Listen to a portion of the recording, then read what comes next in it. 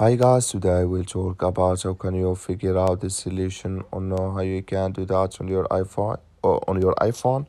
So you just follow these ways and it's going to work with you. All you have to do inverse. So you just click here on settings, just click on it here. So then it's going to take you to your profile. It's going to show for you like this.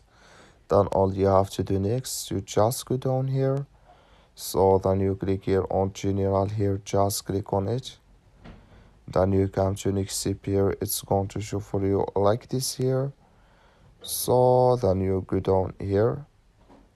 Then you click here on keyboard, just click on it. You come to next step here, it's going to show for you like this.